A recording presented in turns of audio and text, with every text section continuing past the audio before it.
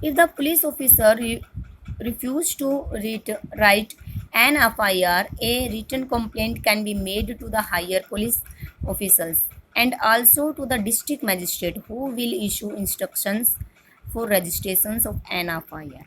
कि यदि हम FIR को कंप्लेन कराने जा रहे हैं, हम अपने FIR दर्ज करने जा रहे हैं, कोई कंप्लेन करने जा रहे हैं, और अगर पुलिस ऑफिसर्स ने मना कर दिया कि हम आपकी कंप्लेन को नहीं दर्ज करते, तो हम क्या करेंगे उस सिचुएशन में? हायर पुलिस ऑफिसर के पास जाएंगे, ठीक है। तो वो पुलिस ऑफिसर्स क्या करेगा, एक इशू जारी करेगा, इंस्ट्रक्शंस देगा पुलिस ऑफिसर्स को FIR दर्ज कराने के लिए। There is a prescribed form in which the police registered an FIR must be signed by the complaint, कि जिसने भी FIR दर्ज कराई है, पुलिस रजिस्टर कराई है, उसको क्या करना पड़ेगा, FIR के नीचे अपने क्या करने पड़ेंगे, साइन करने पड़ेंगे जहाँ पे हमने अपनी कंप्लेन कराई। The complaint also has a legal right to get a free copy of the FIR from the police. जो भी हमने FIR करवाई है, ठीक है, जो भी हमने कंप्लेन की है, उसकी हम क्या कर सकते हैं, एक मीन्स फोटोस्टेट ले सकते हैं कि पुलिस ने क्या लिखा है, ठीक है। Complaint person who goes to the police with a criminal complaint, कि अगर आप किसी भी चीज़ की कंप्लेन करने जा रहे होते तो आप क्या हो, कंप्लेंट हो, ठीक है। Did you know rule of law established by the constitution lays down that nobody is above law, कि यह कानून का नियम है कॉन्स्टिट्यूशंस में के द्वारा कि कोई भी, नोबडी इज अबोव लॉ, कोई भी कानून से ऊपर नहीं है। This include the police also, इसमें हमारी पुलिस भी है, कोई ऑफिसर्स भी है, ठीक है। Therefore police investigations always have to be conducted in accordance with law and with full respect for human rights. अगर पुलिस इन्वेस्टिगेशंस कर रही है, ठीक है, तो वो इन्वेस्टिगेशंस कर रही है पुलिस, वो हमारे कॉन्स्टिट्यूशंस को ध्यान में रखते हुए इन्वेस्टिगेशंस कर रही है, जो लॉ है उसके अकॉर्डिंग कर रही है, फुल रिस्पेक्ट और ह्यूमन राइट्स, मतलब लोगों के ह्यूमन राइट्स को ध्यान में देखते हुए इन्वेस्टिगेशंस करती है वो। The Supreme Court has laid down guidelines that the police must follow at the time of arrest, detentions and इंटेरोगेशंस।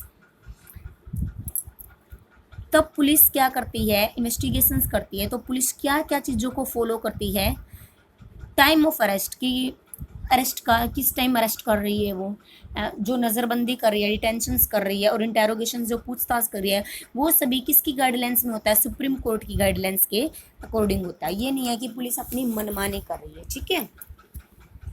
The police officers who carry out the arrest और इंटेरोगेशंस should wear clear, accurate and visible identifications and name tag with their designations, कि अगर कोई police officers है, वो investigations करने के लिए पहुंचा है, वो पूछताछ कर रहा है, तो उसके लिए क्या होना ज़रूरी है, जो पुलिस ऑफिसर्स है वो अपनी फुल यूनिफॉर्म में हो, वियर क्लियर, जो भी उसकी यूनिफॉर्म है वो अपनी यूनिफॉर्म में हो। ये नहीं है कि हाँ उसने घर के कपड़े पहने हुए हैं, ठीक है, वो पुलिस की ही यूनिफॉर्म में हो, जो भी उसको गवर्नमेंट ने प्रोवाइड की है, उसके पास उसका आइडेंटिफिकेशन हो, जिसपे वो टैग लगा हुआ, आपने देखा होगा कि यहाँ पे पॉकेट के पास में कोई टैग लगा होता है जिसपे पुलिस ऑफिसर्स का नाम लिखा होता है, उसकी जगह का नाम लिखा होता है, और उसकी डेजिग्नेशंस होता है, मीन्स उसके पद का नाम लिखा होता है कि वो DSP है, DIG है, AC है, ISP है, ठीक है, ये सब होता है।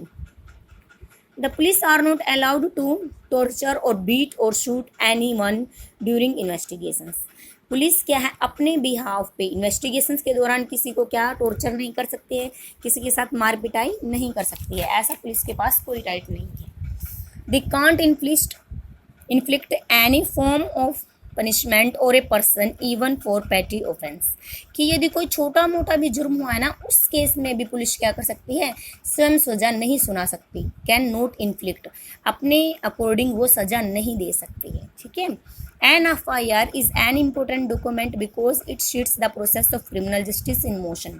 It is only after the FIR is registered in the police stations that the police take up investigations of the case, कि FIR क्या होता है, एक इम्पोर्टेंट डॉक्यूमेंट होता है जिसके बिहाव पे पुलिस क्या करती है, इन्वेस्टिगेशन शुरू करती है, ठीक है। नेक्स्ट है राइट ऑफ अरेस्टेड पर्सनस, कि जिस पर्सनस को अरेस्ट किया गया है उसके क्या राइट्स हैं, in order to provide justice and to make sure that the police do not misuse their power, Article 22 of the Constitution's guarantee the following rights to those who are arrested by the police.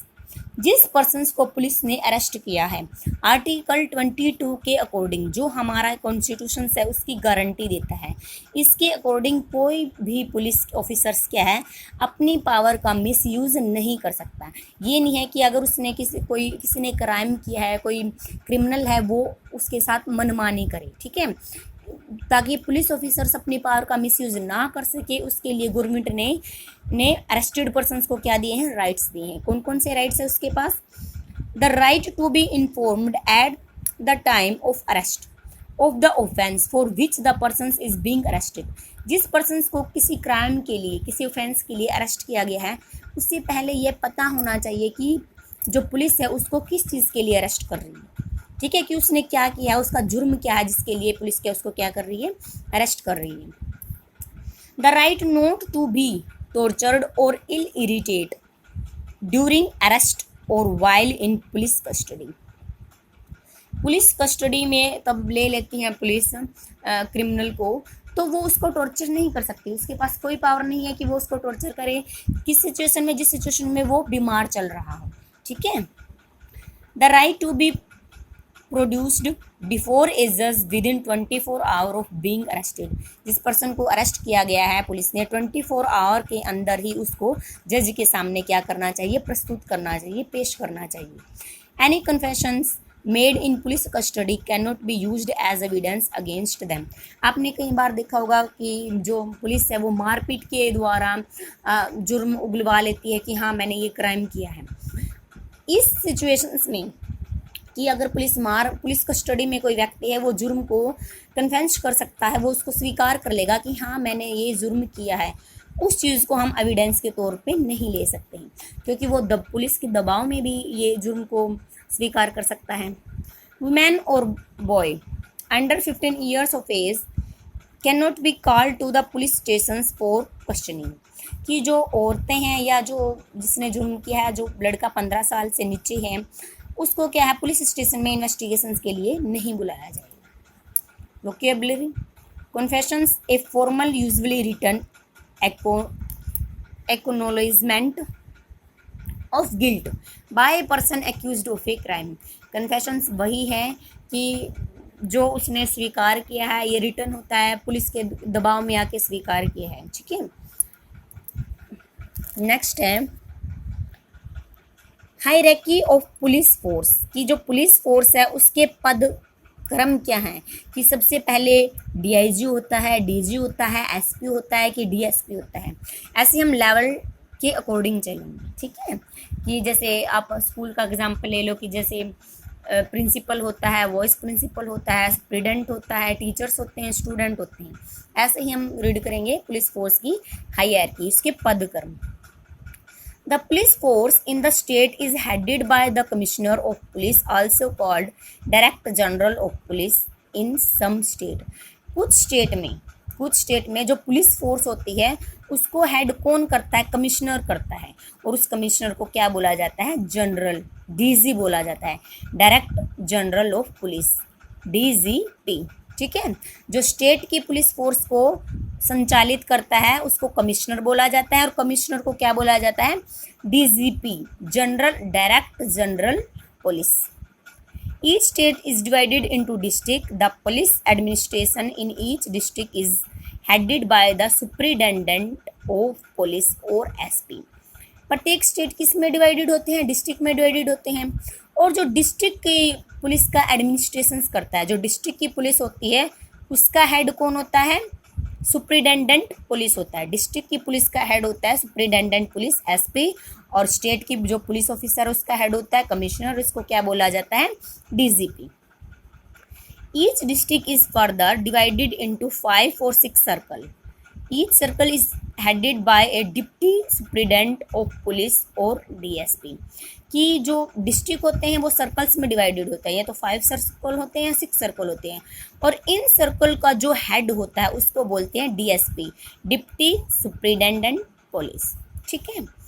Each circle has 10 police. जो ये 5 circle और 6 circle हैं, इन एक circle के अंदर कितने police station आते हैं? 10 पुलिस स्टेशन आते हैं, या थानाज भी बोलते हैं इनको।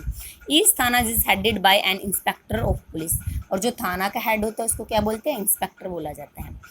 सब inspector, assistant sub inspectors, head constable, constable work under the inspector of police in थाना।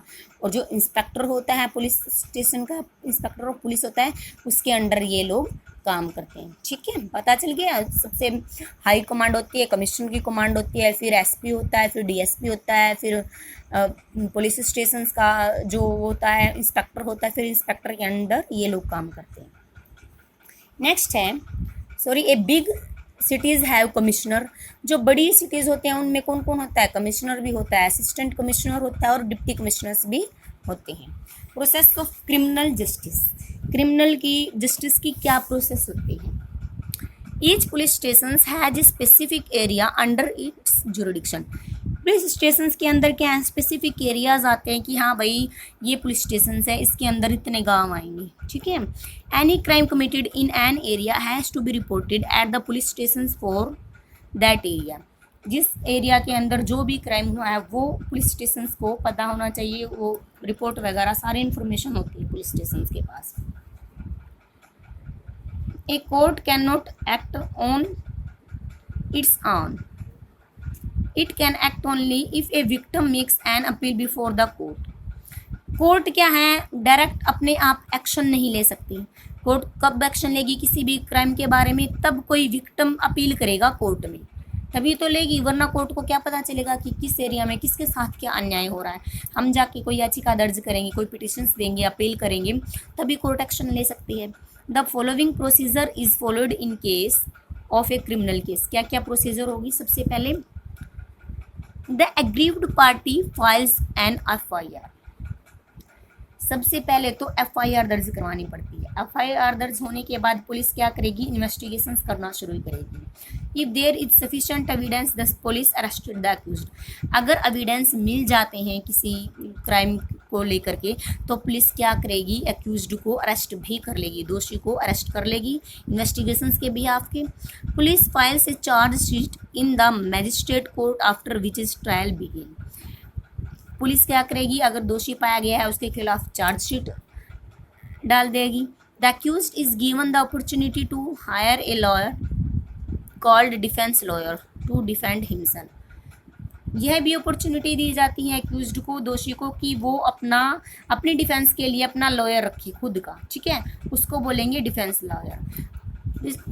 गवर्नमेंट भी क्या करेगी? इसको एक लॉयर प्रोवाइड करेगी, जो गवर्नमेंट द्वारा प्रोवाइड किया गया उसको बोलेंगे पब्लिक प्रोसिक्यूटर। जो उसने अपने आप अपनी डिफेंस के लिए लॉयर किया है वो है डिफेंस लॉयर। अगर गवर्नमेंट ने ही उसको लॉयर प्रोवाइड किया है उसको बोलेंगे public prosecutor. If the guilt of the accused is provide in the court the जज punish him her according to the severity of the guilty. अगर जो अक्यूज्ड है वो दोषी पाया गया है, सारे सबूत उसके खिलाफ हैं, ठीक है, कि उसने जुर्म किया है, तो जज क्या करेगा? उसको पनिशमेंट करेगा एकदम सेवरिटी के साथ, कि उसने किस प्रकार का जुर्म किया है उसके अकॉर्डिंग उसको क्या है? सजा सुनाई जाएगी। ओके।